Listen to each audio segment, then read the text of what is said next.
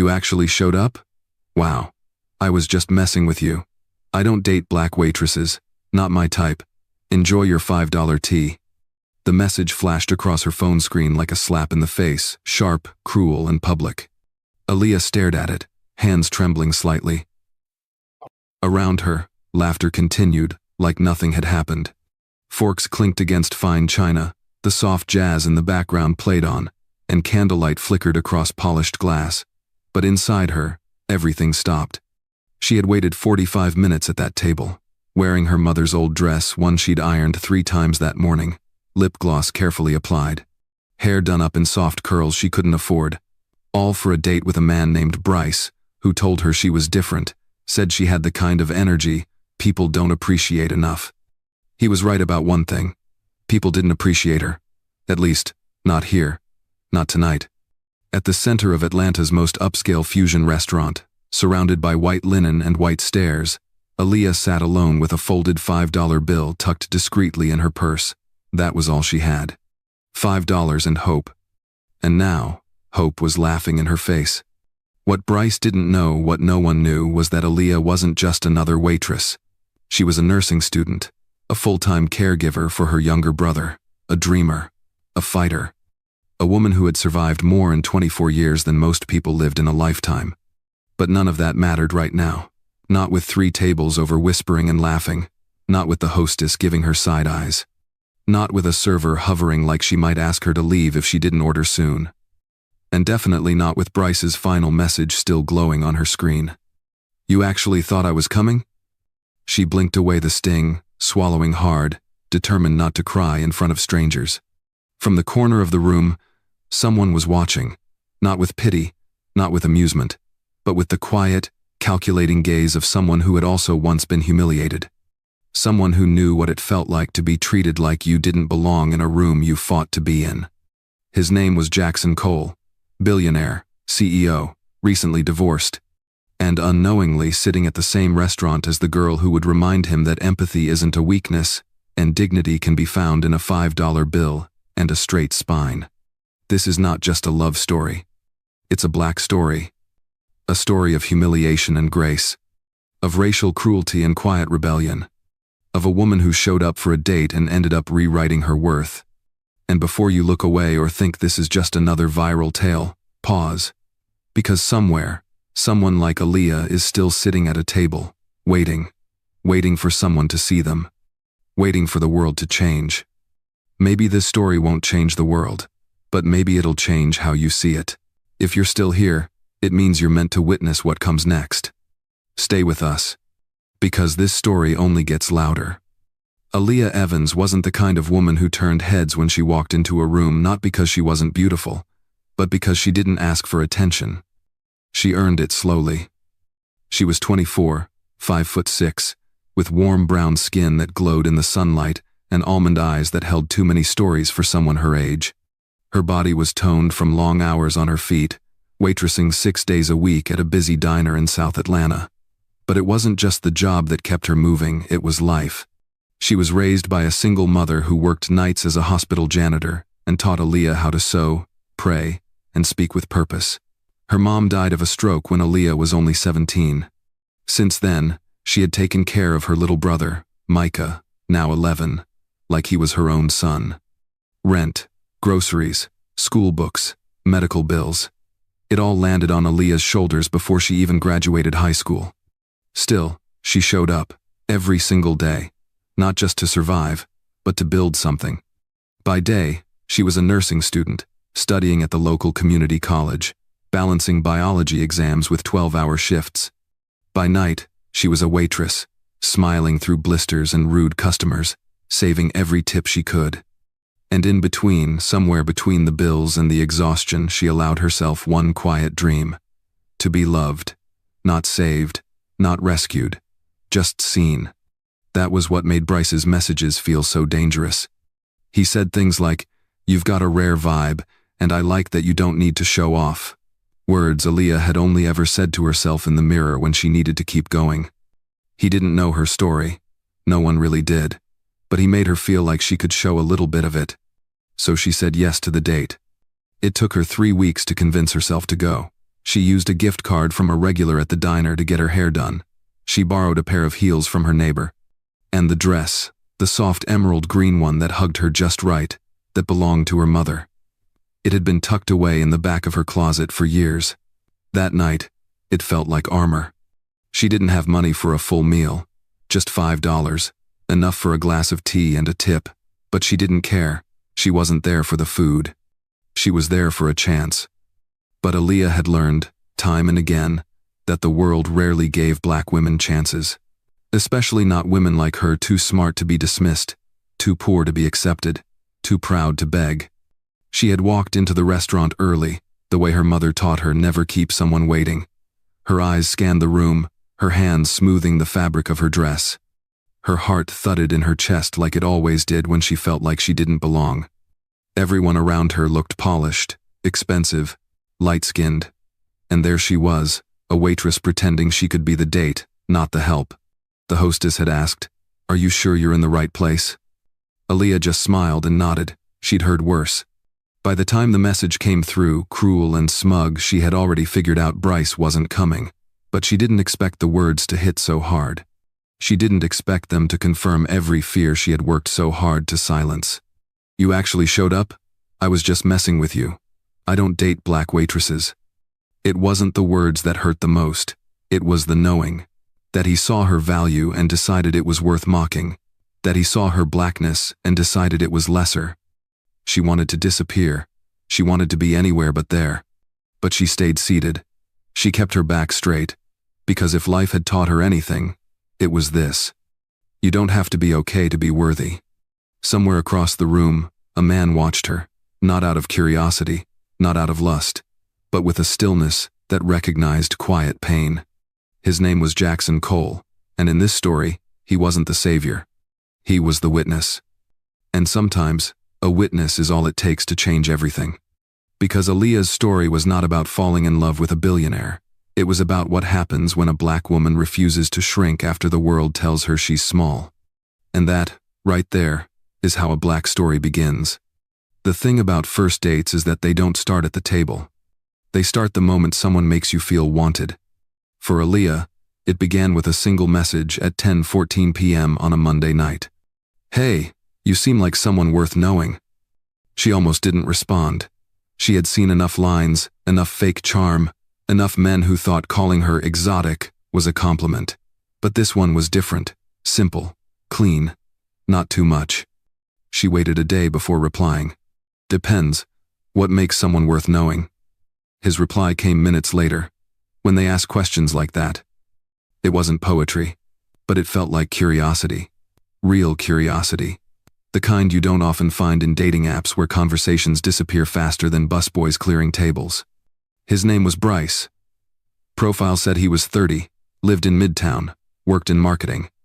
His pictures weren't flashy, no shirtless gym selfies, no cars, no money. Just a smile, clean cut, and the kind of eyes that looked like they listened.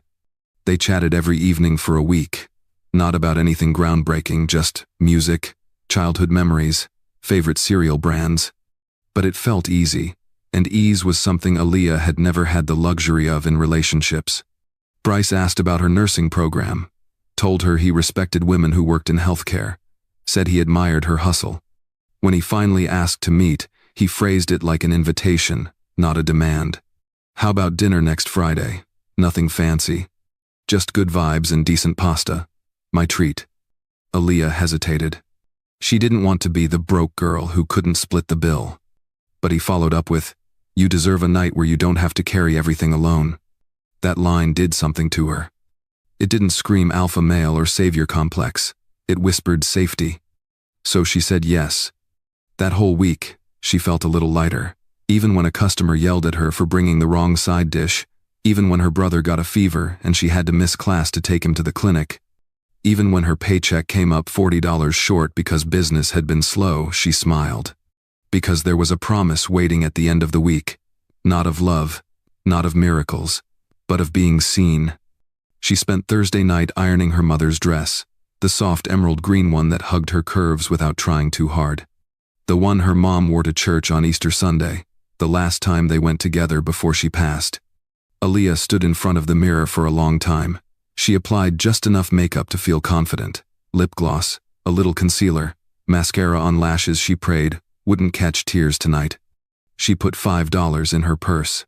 That was all she had left after buying her brother lunch for the weekend.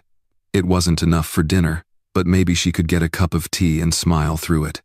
She just didn't want to look like she came with nothing. Because the truth is, she came with everything. Hope, patience, nerves wrapped in quiet elegance. She arrived 15 minutes early because her mama always said, "Be early when you're serious about something." The restaurant was dimly lit and smelled like garlic and money. She gave the hostess her name. The woman blinked twice before leading her to a window table. Aaliyah sat down slowly, unsure if she was supposed to feel like she belonged. She watched couples around her sip wine, laugh softly, check their phones without worry. The air felt expensive, but she told herself, "You have just as much right to be here as anyone else." 10 minutes passed, then 20, then 45. She didn't panic, not at first. She gave him the benefit of the doubt. Maybe traffic, maybe his phone died, maybe he was nervous too. She sipped water slowly, adjusted her dress, checked the door. When the server asked if she'd like to order, she smiled and said, "Just waiting for someone." She meant it. She wasn't just waiting for Bryce. She was waiting for the promise to be kept. For once. Because when you've carried your own heart this far, all you want is for someone to meet you halfway. And Aaliyah believed he would. That belief, that quiet flicker of faith in the middle of a noisy world, is what made this more than just a date. It was a declaration that she was worth showing up for. The clock on the wall ticked past 7:30. Aaliyah had been sitting alone for nearly an hour. The waiter had returned twice now, asking if she was ready to order. Each time, she smiled politely, said she was waiting for someone. Her voice held steady, but her fingers kept folding and unfolding the cloth napkin in her lap. She wasn't the only one who noticed. At the bar, a couple whispered behind a wine glass. At the next table, a man in a tailored navy suit, older, calm, observant, glanced in her direction without staring. He had watched her walk in, all grace and nerves and hope. And now, he watched the shift, the way her back stiffened, how her smile faded just slightly every time the restaurant door opened, only for it not to be him. Bryce wasn't coming, she knew that now. But the truth hadn't fully landed until her phone buzzed at exactly 7:38 p.m. She opened it quickly, expecting an apology, a flustered explanation, something human. What she got instead made her breath stop. "Damn, you really went? Thought you'd catch the hint by now. Not really into broke black waitresses." Another message followed almost instantly. "Hope the tea's worth it though." The screen blurred, not from the phone but from the tears she refused to let fall. She sat completely still, her chest tight, her throat burned with words she couldn't say in public. She had been played. Not just stood up but mocked, targeted. Because of her skin, because of her job, because she believed. She gripped her phone, placed it face down on the table. Her nails dug into her palm beneath the tablecloth. For a moment, she wanted to disappear. She wanted the ground to split open and swallow her whole, but it didn't. Instead, the laughter from the bar felt louder.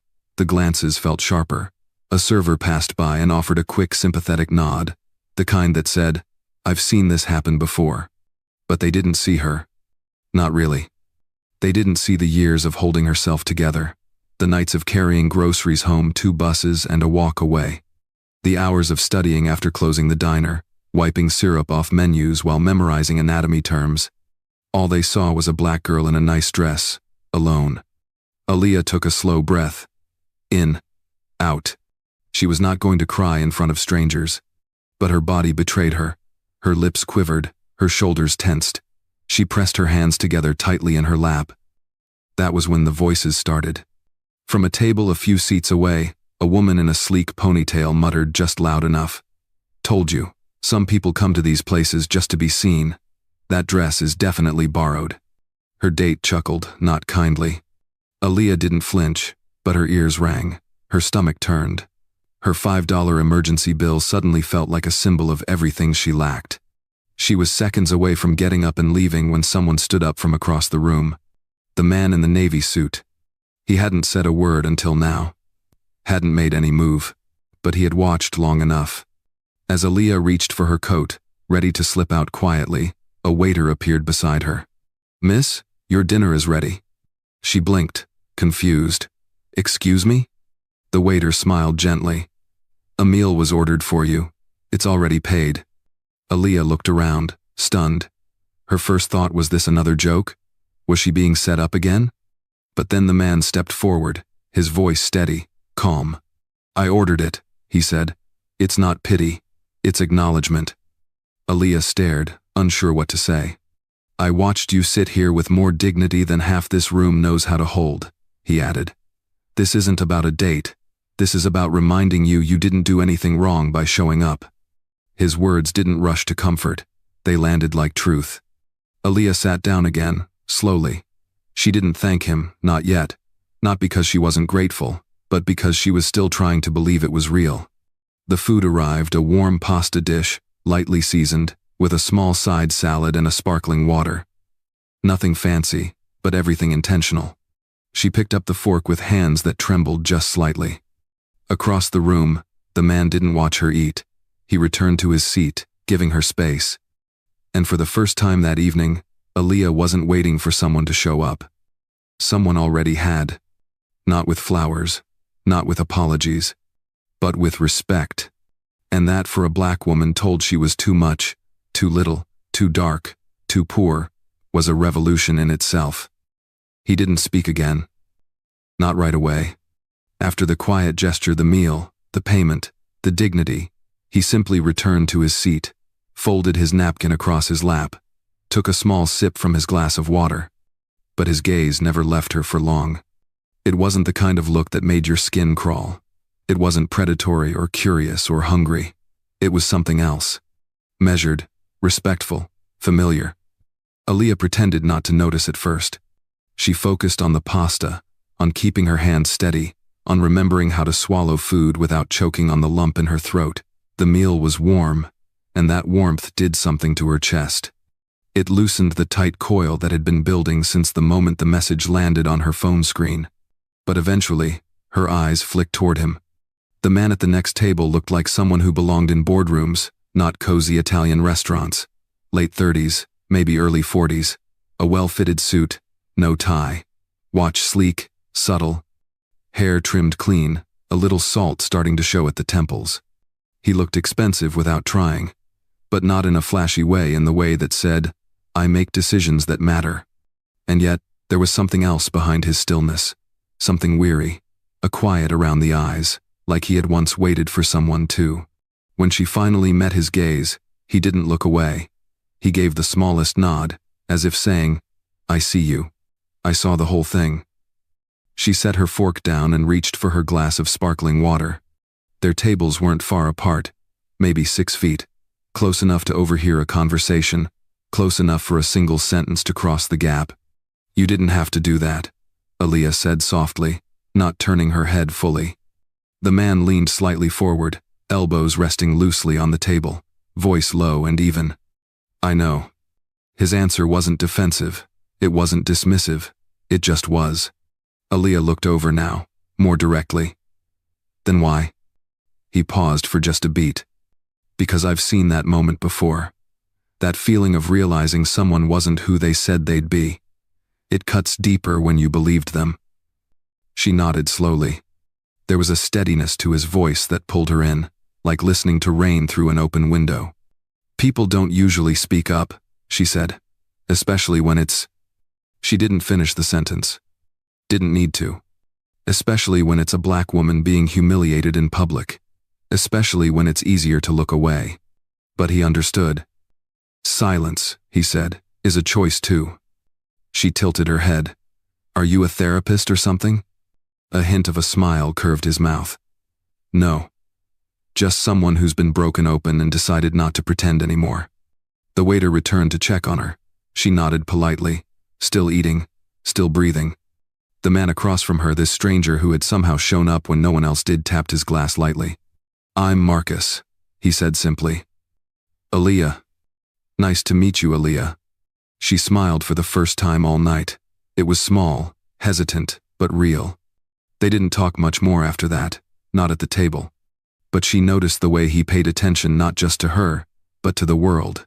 The way he folded his receipt, the way he watched the staff, the way he waited to stand until the aisle was clear. The way he didn't rush. When she finished eating, she stood and gathered her things. Her purse still held the $5 bill, untouched. As she passed his table, she slowed. "Thank you," she said, "not for the food, not even for the kindness, but for the acknowledgement." Marcus met her eyes. "You deserved better, that's all." Then he added, almost as an afterthought, "And if someone ever makes you feel like showing up was a mistake, they weren't your destination, just a detour." Aaliyah walked out of the restaurant with her spine a little straighter. The date had been a disaster. The night had cracked something in her.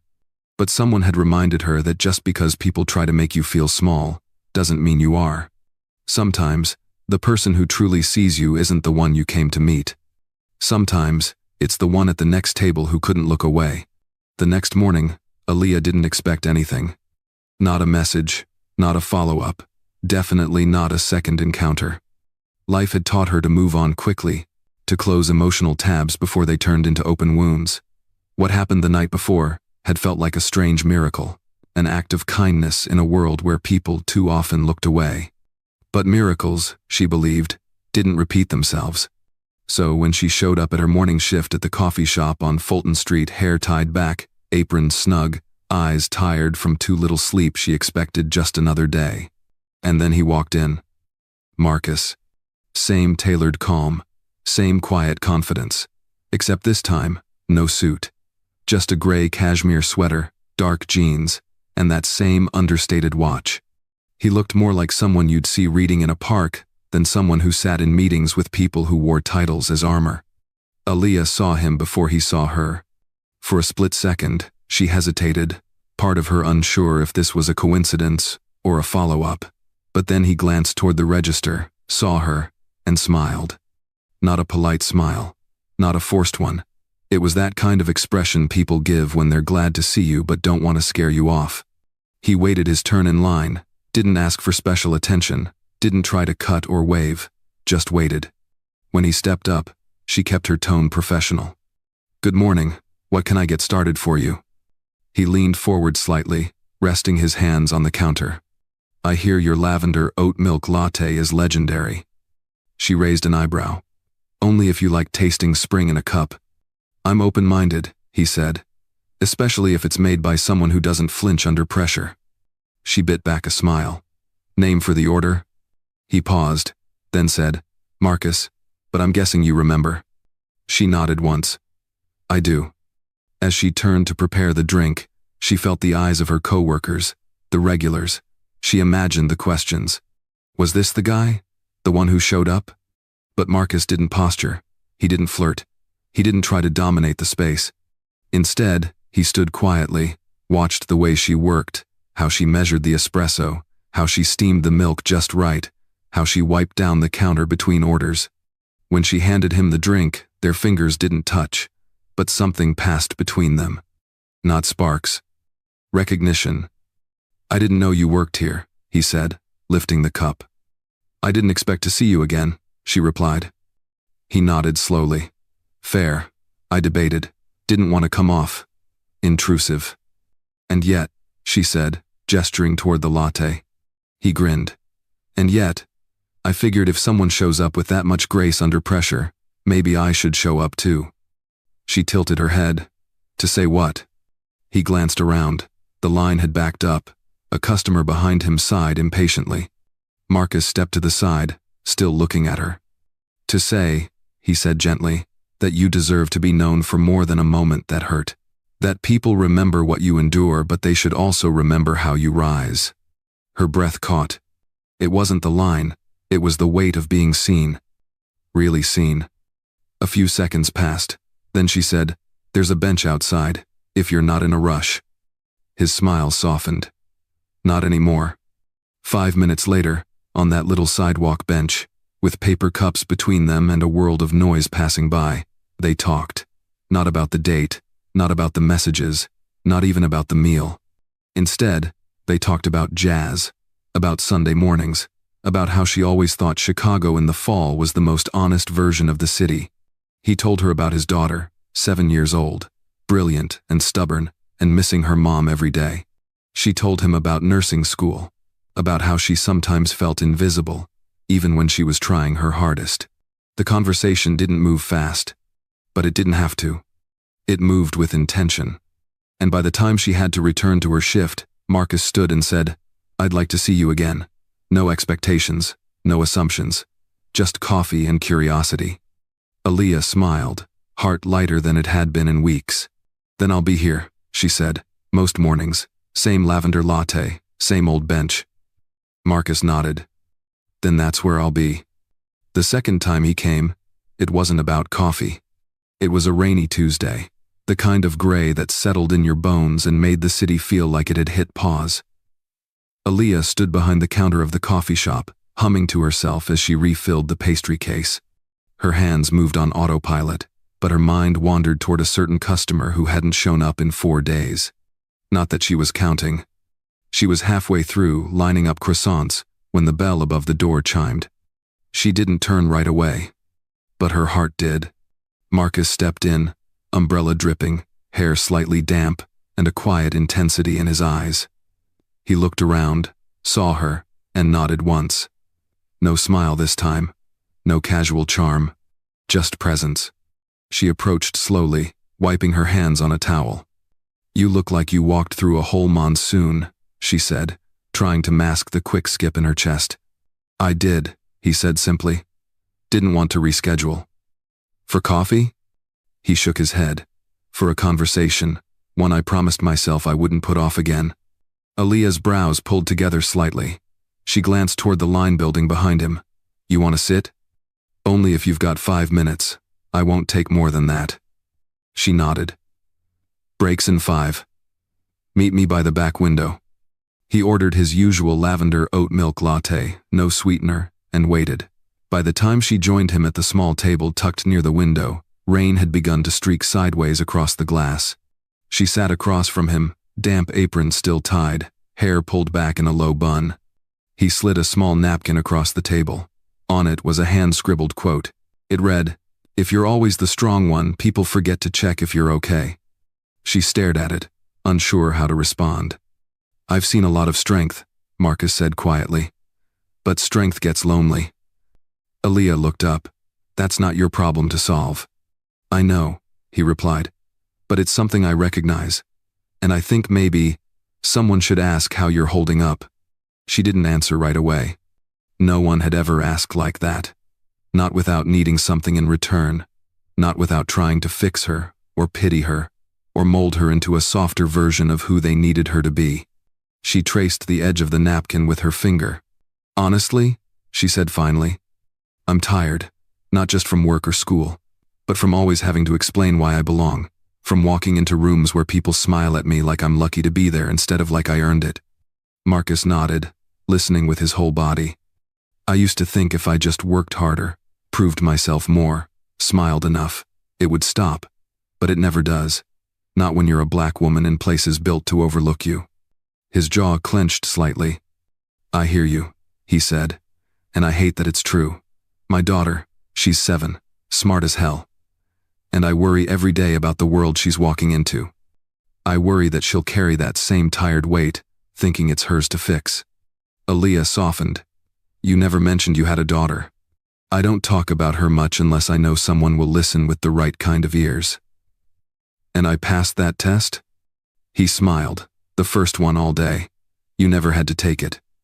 They sat for a moment in silence, the kind that wasn't heavy, just real. The kind that said, "We don't have to fill this space, we're already in it together." Then he said, "I came back because I didn't want that night to be the end of your story. In my memory, I didn't want your strength to be the last thing I saw." She tilted her head.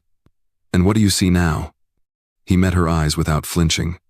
"Someone who's more than resilience, someone who's learning to receive without shrinking, someone I'd like to know better, if she'll let me." The coffee between them had gone cold, but something else had just begun to warm. Aaliyah exhaled slowly, letting go of a tension she didn't know she'd been holding. You got more napkins? She asked. I've got a few quotes of my own. Marcus grinned. Plenty. It wasn't a date. At least, that's what Aaliyah kept telling herself as she stepped into the community library 2 weeks later, clutching a canvas tote filled with textbooks and folded-up notes. The plan was simple. Grab a quiet corner, knock out 2 chapters of anatomy, and maybe reward herself with a latte on the walk home. The last thing she expected was to run into Marcus again. But there he was, sitting cross-legged on the floor of the children's section, surrounded by a fortress of picture books and one very animated little girl. His daughter. Aaliyah froze mid-step. The girl, maybe 6 or 7, had her curls pulled into 2 uneven puffs and was holding up a copy of Ada Twist Scientist like it was a treasure. She looked up and said, "Daddy, this one has explosions." Marcus grinned. That's because science is cool, even when it's messy. He hadn't seen Aaliyah yet. She turned, ready to make a quiet exit. But then the girl looked up again and spotted her. "Hey, you're the coffee lady." Marcus's head snapped up. His expression softened the moment his eyes met hers. "Hey," he said, standing up slowly. "I didn't expect." "Neither did I," she replied, shifting the strap of her bag. "I was just gonna study." The little girl came running over, book in hand. "You know my daddy?" she asked, wide-eyed. Aaliyah smiled. "A little." "Did he tell you I like dinosaurs and robots?" Marcus chuckled. "Lena, give her a second to breathe." But Lena wasn't backing down. "She's pretty. Is she your friend?" A beat of silence. Marcus looked to Aaliyah, his face suddenly boyish in its vulnerability. "I hope so," he said. Aaliyah glanced down at Lena, then back at Marcus. "Yeah," she said softly. "I think I am." They spent the next hour sitting cross-legged among the shelves, surrounded by books, kids, and the soft hush of a library that knew when to listen. Lena dominated the conversation with stories about her school's class pet and how she wanted to invent shoes that made you bounce like a kangaroo. Aaliyah listened, asked the right questions, and gently corrected Lena's pronunciation without making her feel small. Marcus watched from the side, quietly amazed. After a while, Lena leaned against her father's shoulder, eyelids heavy. He checked the time and started packing up their books. "I should get her home," he said. "You sticking around?" "Yeah," Aaliyah said. "Study time." But something lingered in the air. Not awkwardness. Not tension. Just the kind of hesitation that comes when no one wants to end something good too soon. Marcus adjusted Lena's jacket, then looked back at Aaliyah. "Do you like tacos?" he asked. She blinked. "What?" "Tacos. There's this food truck that parks near the hospital on Saturdays. They make the best birria this side of the city, if you're ever free." She grinned. "You're asking me out in front of your daughter?" "I'm asking you out because of my daughter," he said, glancing down at the now dozing girl. "She doesn't fall asleep on strangers." Aaliyah bit back a smile. "I'll think about it." "You've got my number," he said. She nodded. "And you've got mine." They stood there a moment longer, and then he offered a simple, respectful, "Take care, Aaliyah." She watched him walk away, Lena cradled in his arms, her little head resting against his shoulder. It wasn't romantic, not yet. It wasn't anything she could define. But it felt right. And as she sat back down at her study table, opened her textbook, and tried to focus on muscle tissues, one thought kept echoing in her mind. Maybe the best kind of love is the one that finds you when you're not trying to be anything but yourself. The first time Aaliyah let him walk her home, the sky was streaked in shades of gold and pink, the kind of sunset that made the city look softer than it really was. The air still carried a chill, but her hands stayed warm inside her coat pockets, and Marcus walked close enough to notice, but not close enough to assume. They didn't talk about work. They didn't talk about school. They talked about growing up. "I was raised in Atlanta," Aaliyah said as they passed a corner bodega, its neon lights flickering in the fading dusk. "My mom worked 2 jobs, sometimes 3. We moved apartments so many times I lost count." Marcus nodded slowly. "That why you're studying nursing?" "In a way," she said. "I spent half my childhood in hospitals watching her wear herself out, watching others get overlooked. I wanted to be the kind of nurse that notices the quiet things. He stopped walking for a moment, looking at her. That's exactly what you do, he said. She gave a small smile but kept walking. What about you? She asked, more curious than cautious. You always wear suits like that, or is it just for show? He chuckled. I'm from Detroit. My dad used to say the only thing a black man could own with dignity was a pressed shirt and his word, so I keep both tight. Didn't answer the question. He shrugged. No, I didn't grow up in money. I grew up in the shadows of it. My dad was a mechanic. My mom ran a soul food kitchen out of our garage. I used to fall asleep doing homework on top of flour sacks. She raised her brows, impressed. That explains why you always smell like cinnamon and strategy. He laughed. It was a full, unguarded laugh, the kind that carried more truth than most conversations. As they reached the steps of her apartment, Aaliyah hesitated. There's something you should probably know, she said, not meeting his eyes. I almost didn't go on that date. I nearly talked myself out of it, thought it was pointless, embarrassing, maybe even stupid. He tilted his head. Why? Because I only had $5. Because I'd been stood up before. Because some part of me believed that women like me don't get happy endings, unless we write them ourselves. Marcus's face shifted, softening, then sharpening with quiet intensity. Then I guess it's a good thing I was watching, he said. You saw me at my lowest. No, he corrected gently. I saw you at your truest, and that's what stayed with me. No. She looked down. You really want to know who I am? I've been underestimated my whole life. Called aggressive when I spoke up. Called pretty for a black girl. Ignored in classrooms, overworked in kitchens, and judged in rooms where no one looked like me. And yet, he said, you keep showing up. They stood there for a moment, words lingering like breath in cold air. Then Marcus spoke again, quieter this time. My wife passed away 3 years ago. Aaliyah's eyes widened slightly. I didn't expect to ever feel anything close to real again. I've been focused on raising Lena, running my company, and keeping everything moving. But then I saw you, and everything slowed down. She swallowed hard. You don't owe me an explanation. I know, he said, but I owe you honesty. Aaliyah nodded. Her heart ached not just for the man in front of her, but for the pain he carried so neatly, folded behind his pressed shirts and polite smiles. She stepped closer. You know what's wild? She said softly. We both know how to survive loss. Maybe that's why we recognize each other. He met her gaze. Maybe, he said. Or maybe we're just two people finally tired of pretending we're fine. A quiet passed between them, not awkward, not fragile, just real. And then, without thinking too hard, without asking for permission or making it a moment, Aaliyah reached out and took his hand. It was simple. It was steady. It was the beginning of trust. Spring came in slow waves that year. The city thawed from its long winter chill. Trees began to bud along sidewalks, and the local parks filled with the sound of sneakers pounding pavement and kids screaming about nothing at all. It was during one of those crisp Saturday afternoons, under the shade of an old oak tree, that something between Aaliyah and Marcus began to quietly bloom. It wasn't fireworks. It wasn't some grand, sweeping moment of passion. It was Lena's tiny hand slipping into Aaliyah's without hesitation during a walk.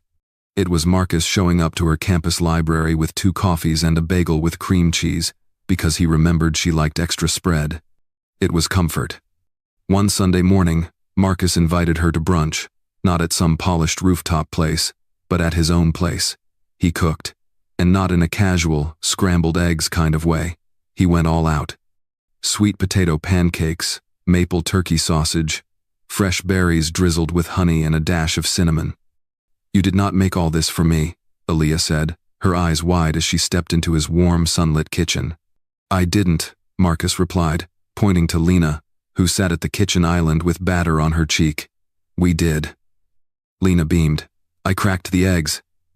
You did great, baby, Marcus said, ruffling her hair. Aaliyah smiled, heart full. The table was small, the napkins mismatched, and the syrup slightly burnt around the edges, but it felt like home. Not because it was perfect, but because it was theirs, just for that moment. After brunch, They all ended up on the couch, watching cartoons, Lena tucked between them, Marcus's arm stretched behind Aaliyah's shoulders. Every now and then, their fingers would brush, their eyes would meet, and no one had to say anything. The silence spoke volumes. A few weeks later, Aaliyah got off a late shift at the clinic. Her feet hurt, her head ached, and her phone buzzed with a single message from Marcus. "Look up." She stopped walking. And there he was, leaning against the hood of his car, parked outside her building, holding 2 takeout bags and a sleepy Lena in pajamas. "I figured you hadn't eaten," he said. She was too tired to argue, too full to resist. He didn't ask for anything. He didn't push.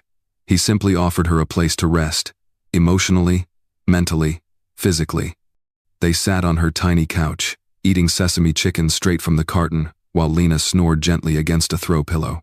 Aaliyah kicked off her shoes and tucked her feet under herself, feeling safe for the first time in weeks. "You always know when I'm about to fall apart," she said between bites. "I don't," he replied. "I just know how to listen." Sometimes they didn't talk at all. They'd just sit in the same room, her studying, him reading over product reports, and Lena humming to herself while coloring at the kitchen table.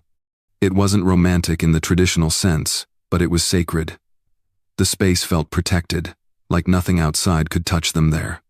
Then came the day Aaliyah let him into her world. She took him to meet her grandmother, the woman who raised her when her mother got sick, who taught her how to cook with love and fight with purpose. Grandma May wasn't easily impressed. But when Marcus fixed the old screen door without being asked, complimented her cornbread without sounding fake, and called her ma'am without a trace of irony, well, Aaliyah saw the approval in her eyes. Later that night, Grandma May pulled her aside. "He sees you," she said. "Not just the pretty part, the worn-out part, the scared part, and he ain't running." That stayed with Aaliyah. So did the way Marcus always took Lena's backpack in the mornings without being told. The way he asked Aaliyah about her dreams like they were blueprints, not just wishes. It wasn't about flowers or fancy dates, it was about feeling seen, respected, and chosen every single day. Their connection wasn't fast, but it was deep. It didn't spark like a fire, it grew, like roots under soil, steady and strong. And slowly, Aaliyah realized, she wasn't waiting for the other shoe to drop anymore. She was just living, with someone who finally wanted to stay. The day had started out so simple. Just a Saturday morning at Piedmont Park, the sky a clear stretch of baby blue, the kind that made everything feel lighter. Aaliyah wore a sundress that fluttered in the breeze, and Marcus had Lena on his shoulders, her laughter ringing out as he chased after the ice cream truck. People smiled as they passed, some because Lena's giggles were contagious, others because Marcus looked like every picture-perfect dad you'd see on Instagram. Aaliyah held the picnic basket, trying not to trip over roots as she ran behind them, cheeks warm from both the sun and her own joy. It should have been perfect. They laid out a checkered blanket near the lake. Kids played with kites. Couples walked hand in hand. The air smelled like fried food in spring. It felt almost like a scene out of a Hallmark movie until it didn't. It started with a man's voice, too loud to ignore. "Hey, sir. Excuse me, sir." Marcus looked up from his spot on the grass. Lena still snuggled against his chest. A tall man in a navy suit stood over them, arms crossed, expression unreadable. "I think you're sitting in our reserved space." Aaliyah blinked. "I'm sorry?" "This area was marked earlier. We had cones here." "There were no cones when we arrived," Marcus said calmly. "We checked." The man's eyes flicked to Aaliyah, then back to Marcus. His gaze narrowed. "Well, now you know. Kindly move." People nearby had started to glance over. Aaliyah felt her stomach twist. Something about the man's tone. It wasn't just about space. It was about them. "I don't think this is a reserved area," Marcus replied, standing slowly, careful not to wake Lena. "You can't reserve public parkland." "I work with the city," the man snapped, "and I'm telling you this isn't where your kind should be laying out." The words dropped like a brick. Aaliyah stiffened. Her kind? A few people gasped. Others went quiet. Marcus's jaw tightened, his whole body suddenly still. Aaliyah could feel it radiating off him, not anger, not quite. It was restraint. He was holding something back. But she wasn't. "Excuse me, sir," she said, stepping forward. What did you just say? You heard me, the man said. You and your little project picnic can find somewhere else. Plenty of space back in the parking lot. Lena stirred in Marcus's arms. The air grew thick. Then, another voice cut in. I'm going to have to ask you to leave, sir. A park officer had walked up behind them. She was young, in uniform, and looked deeply uncomfortable. That family has just as much right to be here as anyone else, the officer said firmly. The man's face went red. I'll be filing a complaint. You go ahead and do that, the officer said, then turned to Marcus. Sir, ma'am, I'm sorry for the disturbance. Marcus nodded, his lips tight. Thank you. But the damage was done. The man walked away, but the stares stayed. Some people looked embarrassed, others sympathetic, but a few didn't bother hiding the judgment on their faces. Aaliyah wanted to cry, not because of the insult, but because Lena had heard it. She was wide awake now, rubbing her eyes, whispering, "What did that man mean?" Marcus crouched beside her. "Nothing that matters, baby. Some people forget how to be kind, that's all." Lena blinked. "Are we bad?" Aaliyah's heart cracked. She dropped to her knees beside them. "No, sweetheart, we are so good. We are more than enough." That night, back at home, Aaliyah sat in the kitchen staring at her hands. She wasn't angry. She was tired. Tired of proving. Tired of performing. Tired of being reminded that no matter how much she smiled, dressed well, or kept her voice soft, some people would still only see her skin. Marcus came up behind her and wrapped his arms around her shoulders. "You don't have to carry that alone." "I know," she whispered. "But I hate that Lena had to see it." He pressed a kiss to her temple. And she also saw something else. She saw her parents stand tall, calm, graceful, proud. Aaliyah leaned back into him, silent for a moment. Then she whispered, "They'll always find a reason to hate us." "Then we give them even more reason to envy us," he replied. "Because what we have, it's not theirs to touch." She nodded slowly. It wasn't the picnic they planned, but it became the moment that cemented everything. The silence between them was louder than the yelling that never came. It had been 3 days since the incident in the park, and Aaliyah hadn't been back to Marcus's house. Not because she was angry, not because she was afraid, because she didn't know what to do with the truth that had finally caught up to her. She sat in her tiny apartment, curtains drawn, light spilling in just enough to paint shadows on the floor. Her phone buzzed again. Marcus. She didn't answer. Instead, she opened her laptop and clicked on the scholarship email again. It wasn't new she had gotten the offer before their picnic, but back then, she had filed it away like a fantasy. Now, it felt like a lifeline she wasn't sure she had the right to grab. Johns Hopkins, full tuition, a research fellowship in pediatric public health. Baltimore, over 600 miles away. It was the kind of opportunity she had dreamed of while bussing tables at that diner, the kind of chance that only came once. But the price? It felt steep. It meant leaving Atlanta, leaving Lena, leaving Marcus. Her heart twisted, because this wasn't just a love story anymore. This was a life story, and those don't always end with a kiss and a fade to black. That night, Marcus knocked on her door. When she opened it, he didn't come in. He stood in the hallway, holding a small bag and a card. "Hey," he said quietly. "I figured you could use dinner." She smiled faintly. "You always bring food." He shrugged. "It's the only thing I know how to offer when I can't fix everything." She stepped aside, let him in. They didn't say much over the pasta. It was quiet, heavy, like the kind of silence that waits for someone to say what they're both thinking. Finally, Aaliyah took a breath. "I got a fellowship, Baltimore. It's kind of everything I've worked for." Marcus looked down at his plate. He didn't flinch. Didn't react the way part of her feared he might. "I know," he said. "I saw the email on your fridge. You didn't say anything. I figured you'd tell me when you were ready." A beat passed. "I want to go," she said. "But I love being here. With you. With Lena." "I know," he said again, softer this time. "And that's why you have to go." Her eyes snapped to his. "What?" He leaned forward, elbows on the table, voice steady. You don't owe me anything, Aaliyah. You've already given us more than I ever expected. But He cut her off gently.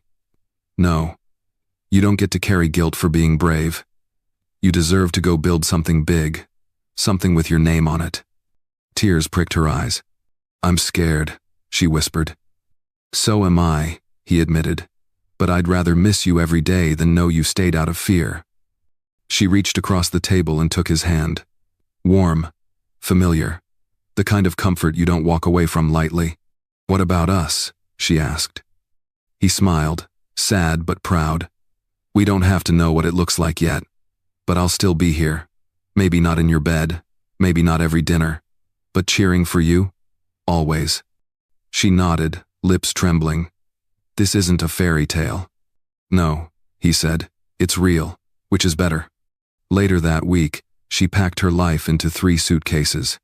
Lena came to the airport in a yellow hoodie, clutching a drawing she had made a stick figure girl standing next to a plane, with curly hair and a big smile. This is you going to save the world, she said proudly. Aaliyah knelt beside her. Will you miss me? Lena nodded. But Daddy says I can still love you even when you're not next to me. Aaliyah swallowed the lump in her throat. He's a smart man. Marcus walked her to the gate. They didn't kiss, they didn't cry. They just held each other for a long moment, breathing in everything that had been, and everything they might never get back. As she boarded the plane, Aaliyah didn't look back. Not because it didn't hurt, but because looking forward finally felt like hers to do. The Atlanta skyline looked exactly the same. But Aaliyah? She wasn't. She stepped off the train with her backpack slung over one shoulder, a duffel in her hand, and a calm steadiness in her eyes that hadn't been there a year ago. The air felt different, warmer, maybe. Or maybe she was just stronger now. A year of late-night studying, hospital rotations, public health clinics in the worst neighborhoods of Baltimore. A year of proving she could belong in rooms people like her rarely got invited into. A year of missing. Missing the smell of sweet tea from Miss Cheryl's corner shop. Missing the squeak of the diner floor she used to mop. Missing Lena's voice on the phone, always slightly too close to the speaker. Missing Marcus. They hadn't talked much. A few texts here and there. A birthday call. A photo of Lena dressed as a superhero for Halloween, holding a sign that said, Nurse Aaliyah is my hero. It was enough to keep the thread from breaking, but not enough to know if it was still strong. She stood outside the same community center where Marcus had once hosted free food drives. Today, a small banner hung over the door. Nutrition Equity Project, grand opening. She had only known about it because of a forwarded email from her old nursing mentor. It hadn't even included Marcus's name. But she had felt it in her gut the second she saw the logo, 2 hands, one small, one large, both reaching for the same spoon. It looked like hope. Inside, the room buzzed with soft music, rows of neatly displayed nutrition kits, and a small crowd of press and locals. Aaliyah moved slowly through the crowd, not quite ready to be seen. That was until she heard it. Food is power, but only if the right people get to use it. His voice. She turned. Marcus stood near the front, speaking to a semicircle of donors and reporters. He wore a simple button-down, sleeves rolled up, confident, calm. Aaliyah watched from the back, heart tight. She didn't want to interrupt, didn't want to make this about her. But he saw her. Mid-sentence, his eyes locked on hers. Just a beat, just long enough for the world to blur around them. He didn't smile, not yet. But his voice caught, just slightly. Enough to let her know. She still mattered. After the crowd thinned, Aaliyah stepped forward, slowly, unsure. You clean up nice, she said with a soft grin. Marcus chuckled. You came. She shrugged. I heard the program director here is a sucker for smart women with big dreams. He smirked. Must be why I keep thinking about you. The silence between them this time wasn't heavy. It was full. Full of all the things they didn't need to explain. You did it, she said, nodding at the displays. Couldn't have without you, he replied. Half the foundation came from your early research. Your name's in the proposal binder. Page 4. Really? Really? Another beat. And Lena? Aaliyah asked. Marcus smiled. She's in the back, running the kids' table. Still tells people you're off saving the planet, by the way. Aaliyah looked away, eyes stinging. I missed her. And she missed you, he said. So did I. This time, he didn't reach for her hand. Didn't make a move. Just let the space stay honest. I'm back for good, she said. Got a job offer at Grady, starting next month. That's good, Marcus said quietly. Really good. They stood side by side now, looking out over the garden terrace behind the center. I don't want to rush anything, she said. Neither do I. But if there's room in your life again, for me. He turned to her, eyes steady. There's always been room, Aaliyah. I just wanted you to have space to fill your own first. She nodded. And this time, when he reached for her hand, she didn't hesitate. She took it. Not like a girl clinging to something familiar, but like a woman who had finally returned not to be saved, but to choose. Sometimes, life gives you just $5 and a room full of people who think that's all you're worth. But it's what you do with that $5 and who you become in the process that makes all the difference. Aaliyah didn't win because someone swooped in and saved her. She didn't become whole because a rich man saw her struggling and picked up the check. She became whole because she refused to let that one night define her worth. Because she kept showing up, for herself, for her future, for the life she believed she deserved, even when everything told her she didn't. What happened in that restaurant was real. So was the sting of public humiliation, the whispered jokes, the stares, the man who thought it was funny to stand her up and leave her with $5 and a broken heart. But what came next? That was even more real. It was healing, slow and quiet.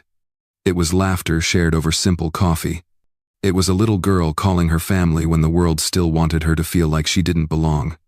And in time, it was her own voice, steady, in rooms that used to scare her. In clinics where she now stood tall in her white coat, guiding new mothers, saving babies, educating teens who reminded her of herself. She didn't forget the pain. She didn't pretend it didn't happen. But she didn't carry it like a wound. She carried it like armor. The truth is, everyone gets left behind at some point. Everyone gets humiliated, forgotten, underestimated. But not everyone turns that moment into a foundation. Aaliyah did. She turned shame into strength. She turned absence into presence. And she turned $5 into a story that ended in a rooftop garden, with her name printed on the research that would feed hundreds of kids just like the one she used to be. That's what makes this a Black story worth telling. Not because it ends in romance, but because it begins in resilience.